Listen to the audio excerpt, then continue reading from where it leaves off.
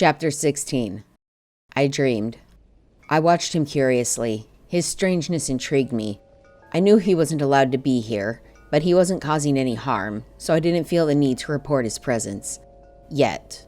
As leader of the village, I was in charge of making sure our land stayed secure from outsiders, and he was most definitely an outsider.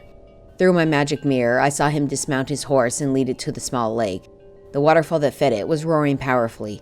I wondered if any mermaids were in this particular pool, and if I should do anything if they were. They usually stayed to the rivers, but sometimes they would swim into calmer pools to relax and try to seduce any unsuspecting people passing by. Most people living here weren't unsuspecting, but strangers like this man could get themselves into trouble. I heard a sound behind me and a voice ask, "Who's that?" I turned around to see a young boy in loose gowns approaching, watching the mirror as I had.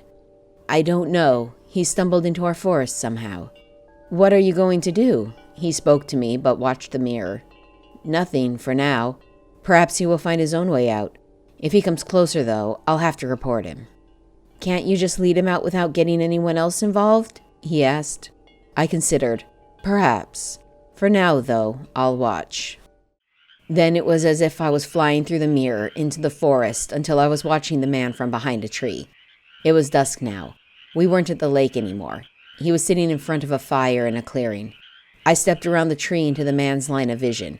He looked up, surprised. "Hello," I said. He looked at me curiously, as if he hadn't understood me. Of course, I thought. I was speaking my native tongue, and there was no way he would know it. I tried speaking the one I had been taught the outsiders used. "Hello," I said, this time in the language called Portuguese. "Hello," he replied. He had a strange accent. The sounds were not exactly like those I had learned, but I could still understand him. "What is your name?" I spoke the words carefully. "Demetrio Erden Caldera de la Cerda."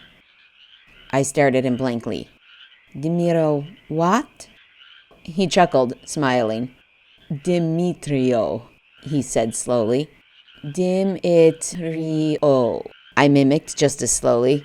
"That is strange name. I like Demiro more." He grinned.